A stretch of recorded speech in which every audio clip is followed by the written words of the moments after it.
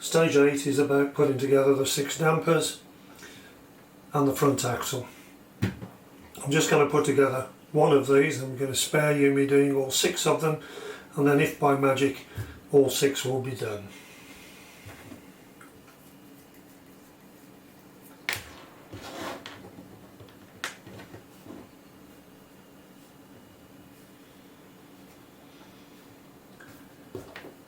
I'm going to use the supplied ceramic grease a little bit on this shaft here, which moves in and out of the rubber ring.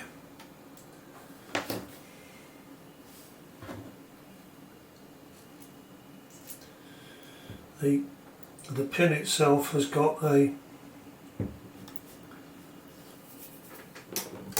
crosshead in the end of it, so the right side screwdriver, you can push it all the way through.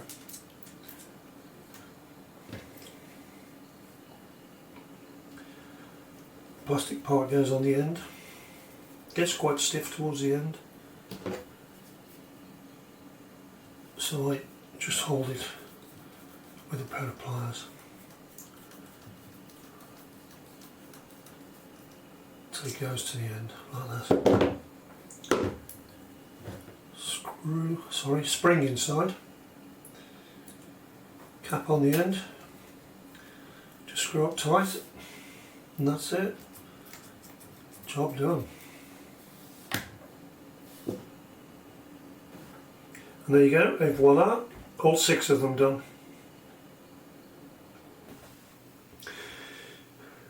Okay, this is the second part of stage 8, where we build the front axle, and then along with the shock absorbers that we built previously, we'll put it all together on the frame in stage 9.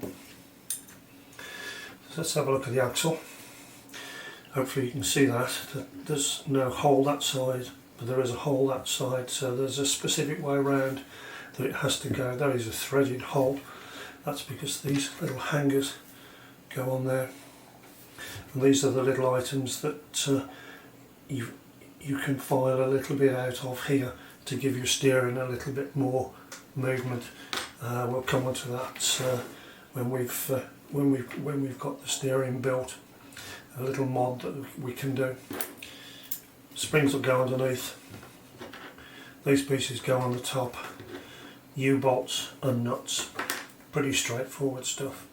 So I'm going to do the 2 little pieces on the side first, 2 little screws. This will quite a bit of the old thread lock in here. I don't get it to come out. This either comes out like crazy or not at all. There we go. We're on the not at all day today. That's that. 2 little screws we'll need.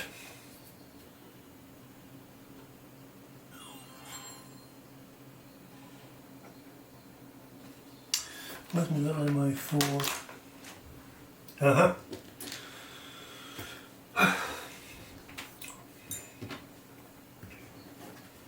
Hopeless we are.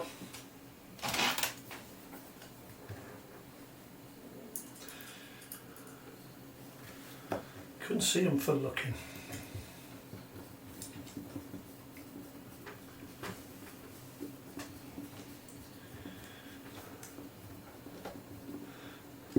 You'll note that nothing seems to lock these into place, so your best bet is to just pull them up where you think is square, and you can always undo that and adjust them slightly so that the spring fits okay. That's more for the next stage really.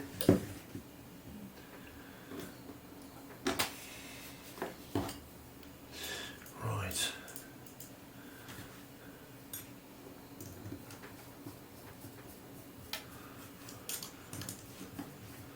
Nice bright sunny morning here, so we've got plenty of light. It's good for the old video.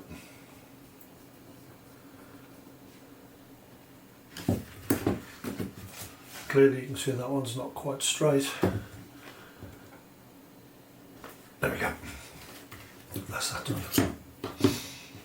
Now you put the springs on this way around.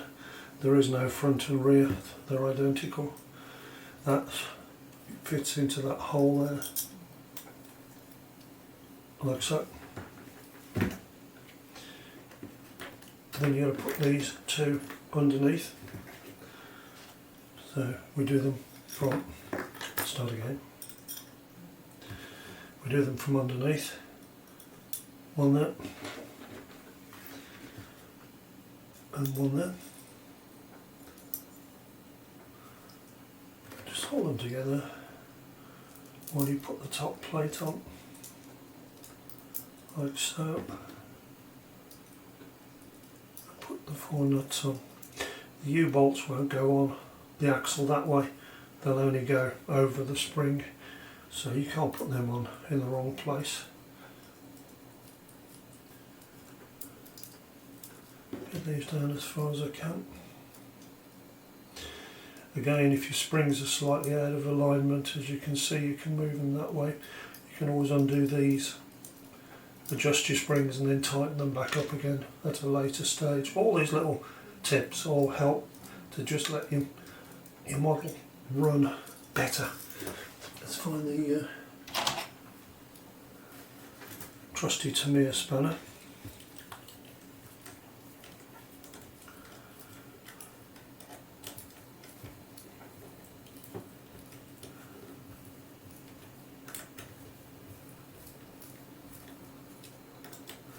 Nice easy one to do up.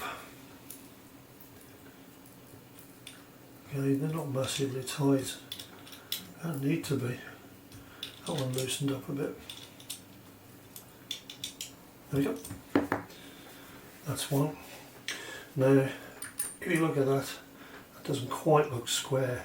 So what you can do is undo those and pull it into line. But we'll look at that in a short while.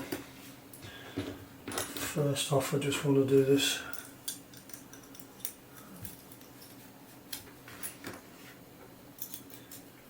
Which is one in there. And one the other side there. Hold them in place. Well, try and hold them in place. There we go. That's got all 4. Put my little plate on.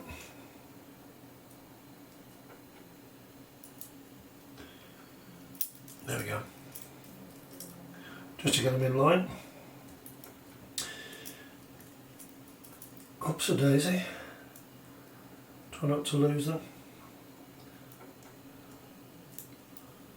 That's one on.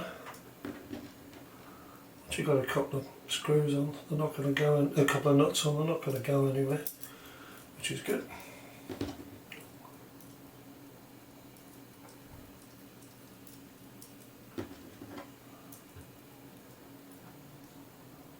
Come on. On we go. Yay. Right. Let's just pull all of those up.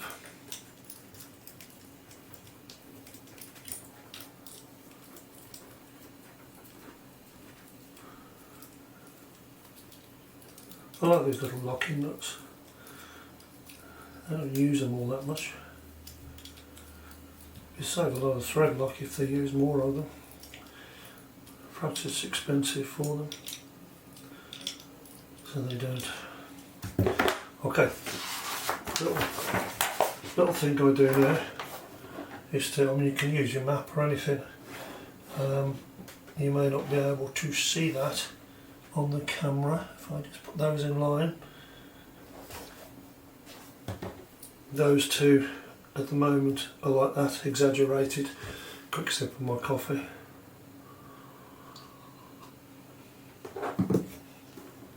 So I'm just going to do half a turn on each.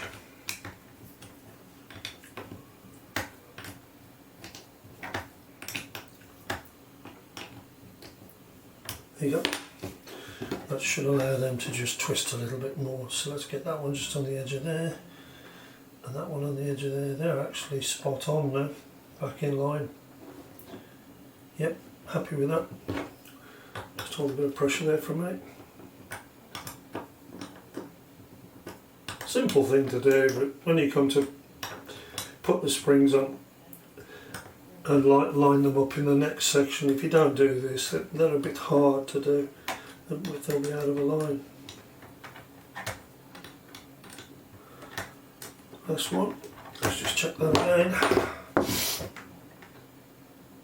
Yep, no, that's good, happy with that. So that should be all of that done. Yep, that concludes section 8. This is stage 9, where we attach the front axle. Obviously the diagram there. I'm going to put this onto here. Make sure we get it the right way around, because these little brackets here have to face forwards, and just make sure you get your frame the right way around as well.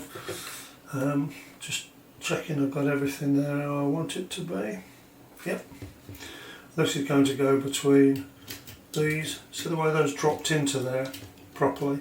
If those have been, you would have difficulty getting them into there, and likewise getting them into these things over here as well. So let's start with the back one. Got all the parts here from part bag B. We use locking nuts on the back of these, and all the pins go in from the outside. So we've got one in there and a nut to go on the inside of there. Where's my little will that go in there? Yes, it will. So we can put that in there, can't we? Like so. And put that one in there like so. Do them up. When you're doing these up, be aware that the little collar that's on them, that collar there, doesn't snag that back hanger. I don't know whether you can see, but at the moment there's a gap. There's the clue between the screw and the hanger. If I just waddle it slightly, see it drop in, make sure it's all the way through. If you don't, it won't run freely, it'll clamp the hanger instead. There you go, job done. We can do the same on the front now, which is using a lock nut and one of these stepped screws. Now, the good old servo is possibly in the way of this one. Yep. So we're going to have to use trusty spanner.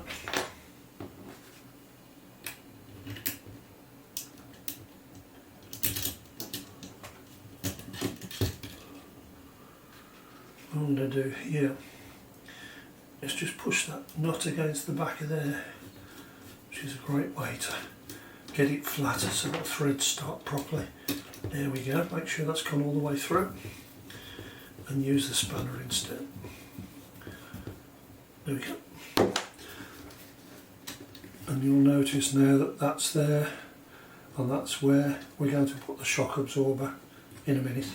I'm just going to do the other side first, in exactly the same way as I've just done this side. So we have a step screw and a nut.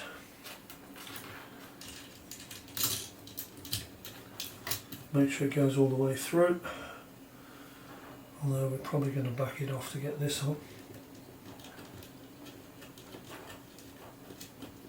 That's gone on. Can we get it in from this side? Might be able to. Yeah, not really. It just catches the servo, and I don't want a servo horn, and I don't want to damage that. That pin is now all the way in, so hold the nut.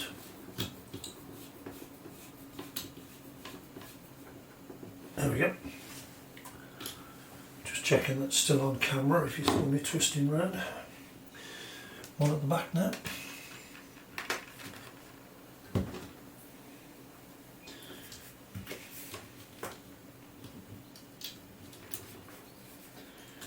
Just bring that forward. Come on with it. There we go. That little exercise of lining up the angle, or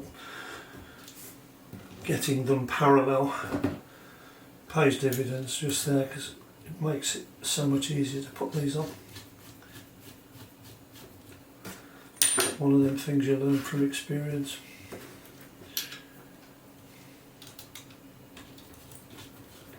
Next thing I'm going to do is to mount the two shock absorbers. These are held on with long screw. I'll take out what's left of here now.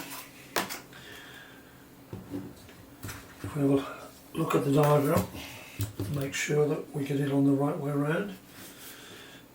That's the way it goes onto the frame. The bottom of the shock absorber has a collar put through it. That's so that it allows it to move. A long screw, if I can pick it up. Come here, fiddly thing. Like so. It will go through there.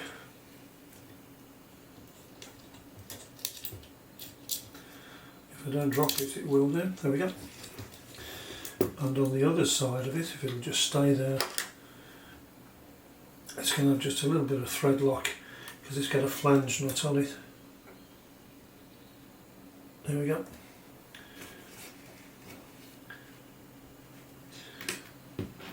There's the old flange nut.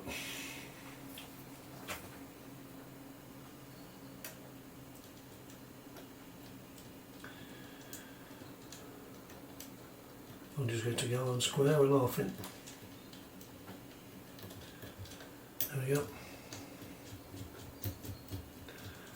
Spin that all the way up.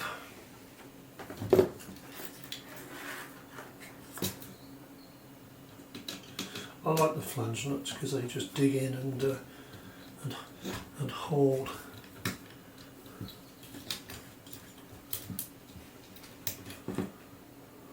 What on earth have I done wrong there?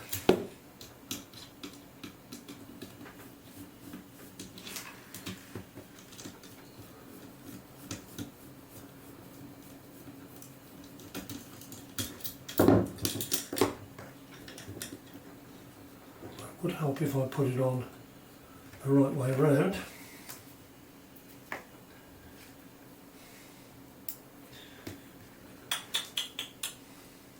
Oh, there you go, you see. Even I get it wrong. I put the spacer on the wrong way around.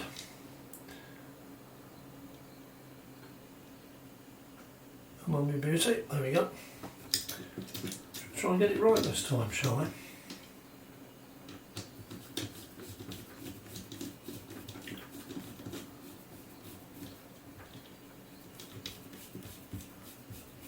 That's better. Don't understand why the flange nut wouldn't do up.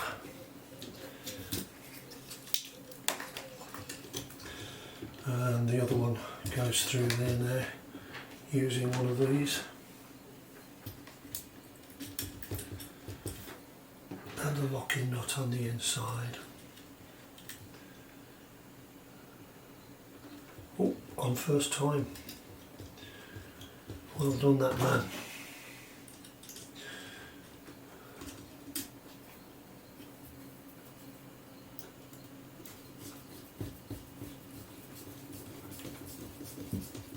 I like to show you the errors that I make. I could edit them out, which would make me look squeaky clean. But as the saying goes, I ain't perfect.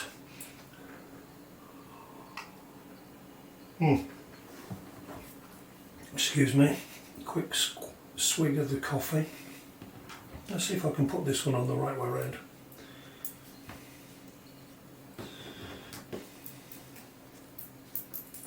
That's better. We know where it goes, don't we? Which is in there. Are you still on camera here? Yeah, you are. Let's just move it in a bit. Like so. Just rest that there for the minute. So I can just get a little bit of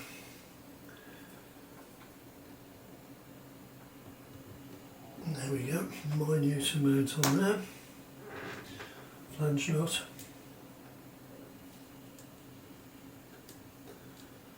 Come on you go, there we go.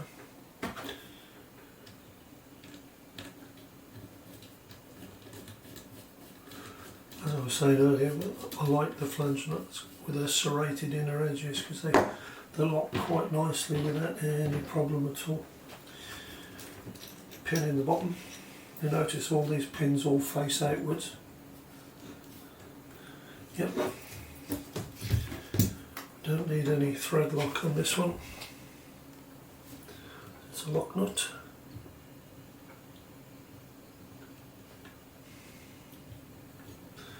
That's on.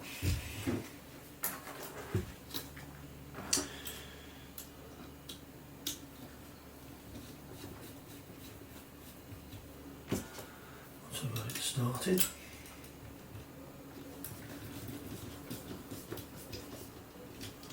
make sure that goes all the way in before you lock it up, like so. There we have it. There's stage 9 complete.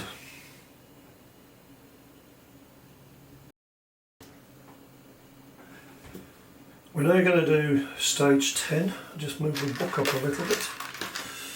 So it's this one down here, which is doing the 2 uprights and the steering linkage bars, steering rods and uprights. There's the uprights and the bars.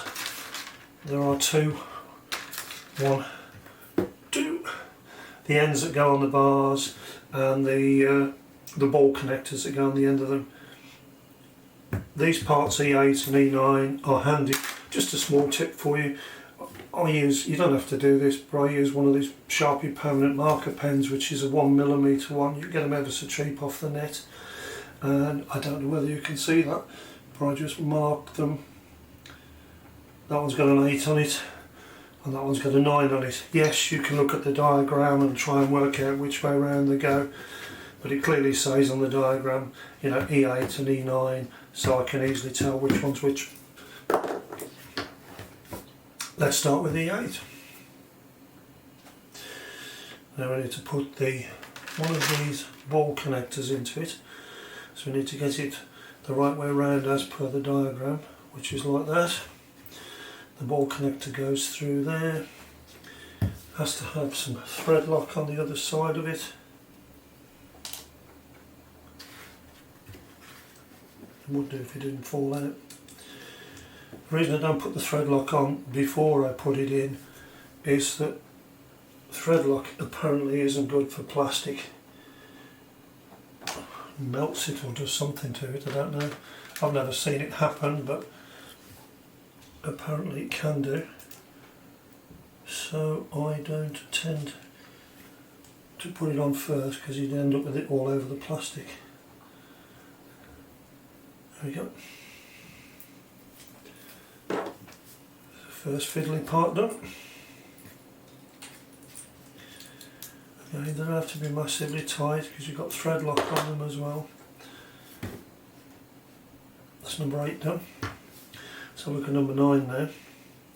Shows the hole that side, hole at top.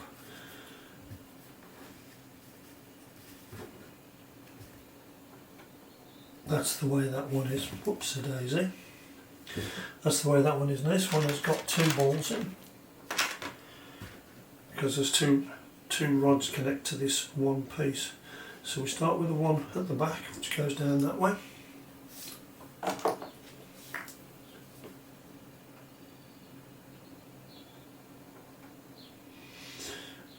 Oops, there we go. 1 minute nothing, and then the next minute you've got everything on it.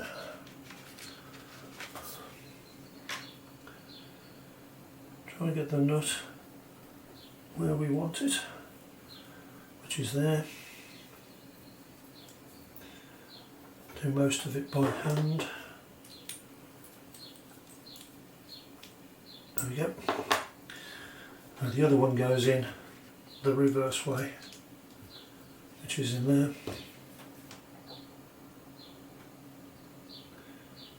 Come on, just a touch please. Go. Another nut.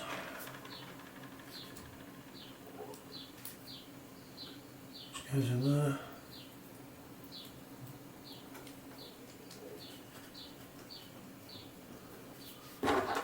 There we go. Tight. So that's those two done.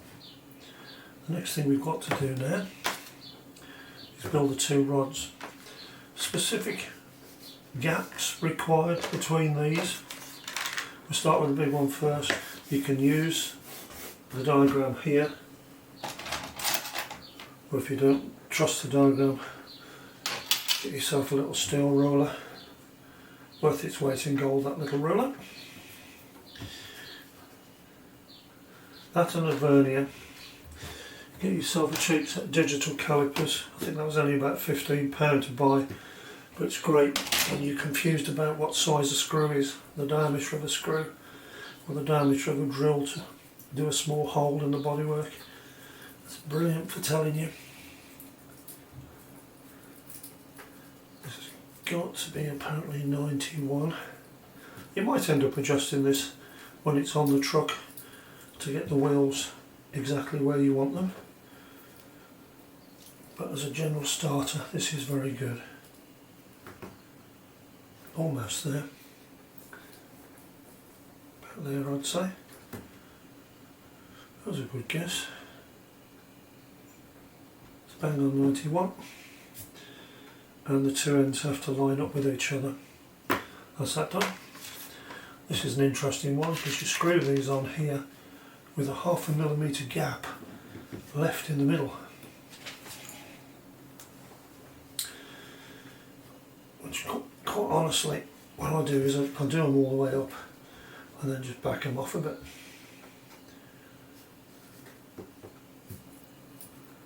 If you find these hard to do, you can always use pliers, or sometimes I've even been known to just put a touch of grease on there to make them move slightly more easily. The other thing you can do as well is twist them back and forth. That helps to loosen them up a bit. This is where you need to have your Weetabix.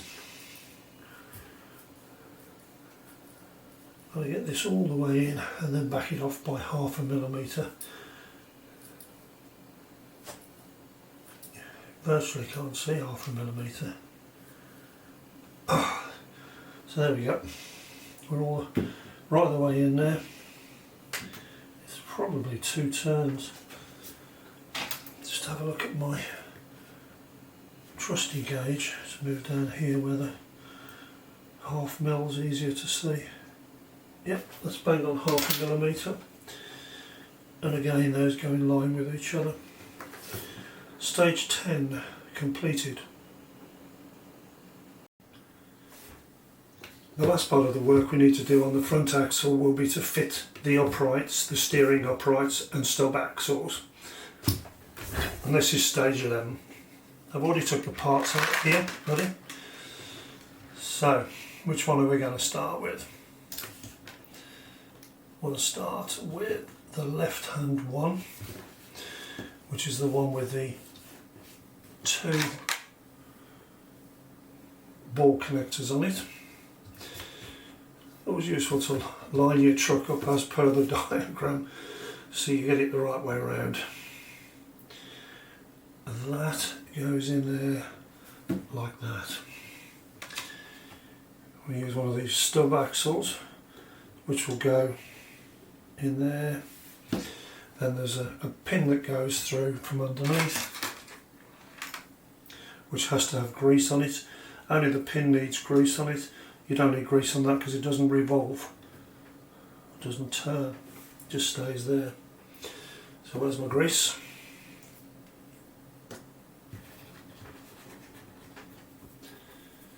Put a bit of grease on here. I don't need a huge amount,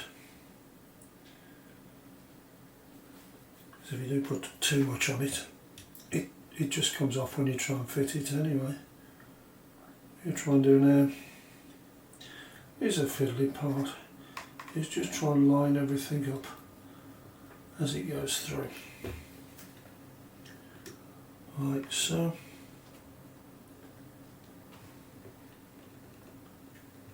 Come on, my beauty.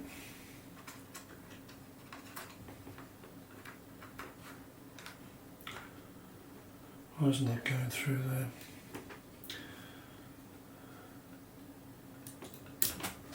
Just a bit tight.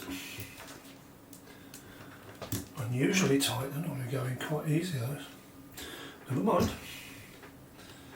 And a tip of mine, I always put just a smidgen of grease on there to hold the circlip in place. I'm just going to put it in place using a screwdriver, because if I try and pick it up with my fingers it'll end up on the floor. This is one of the smallest ones we have to use, the 2mm ones, same as you'd use on the gearbox. Just want to just grab a little spike. Here we go. Just use a little wooden spike just to get it where I want it.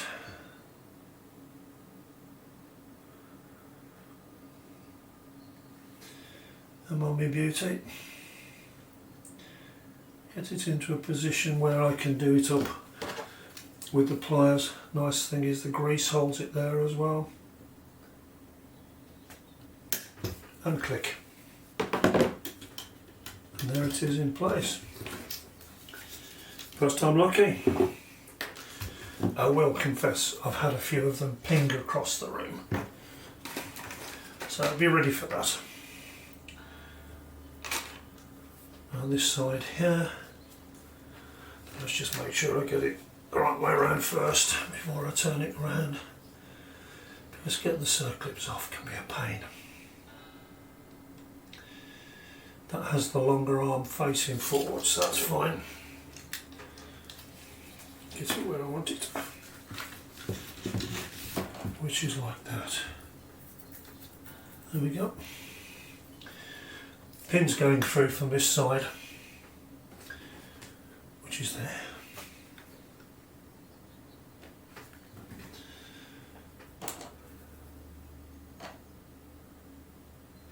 Bit of grease on the pin.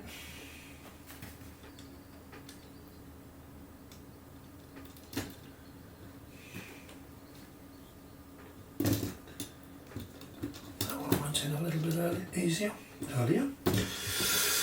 Or even a little bit easier.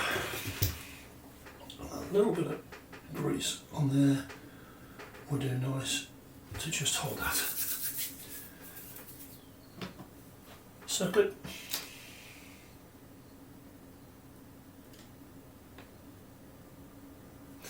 Get it in place.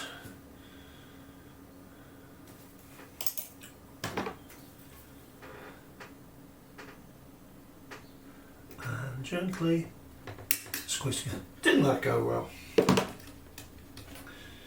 There we go. Let's put it back around the way of the diagram. Now we need to fit this between here and here. Again, I'm going to put some grease on these. They don't tell you to, but I always do.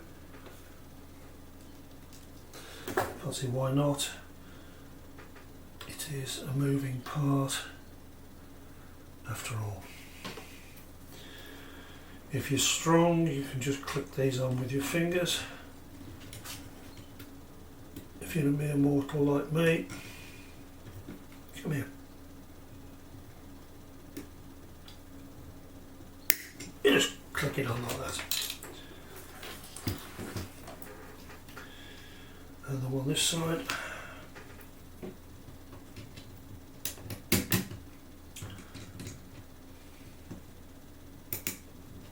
Click. And there's your steering done. I mentioned a little bit earlier about a way in which you can increase the amount of travel of the steering. You'll note that this plastic part hits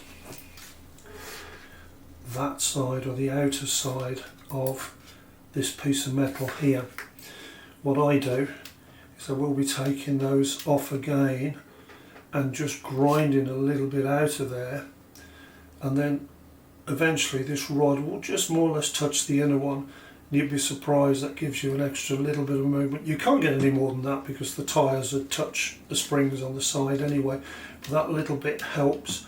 Why didn't I do that first? Because what I do is I just get a pen and just mark exactly where I need to grind a bit out. For the moment, that's fine. There, we're just going to finish off number 11 is to put the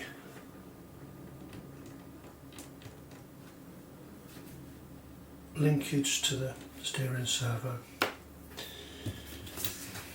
What we could do, if we're lucky, there you go. I've just moved the servo to just bring that out a little bit, just to make life easier for me to be able to click this onto it, because this one's a bit awkward to get at.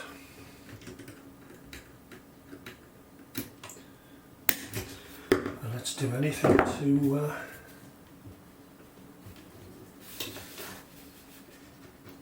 make life a bit easier for us. You will find the servo has more than enough range for the complete swing of the steering. Whoops a daisy. Gotcha. There we go. And that's connected in place now. As I move the servo rather, you can see the shafts move. And that completes stage 11.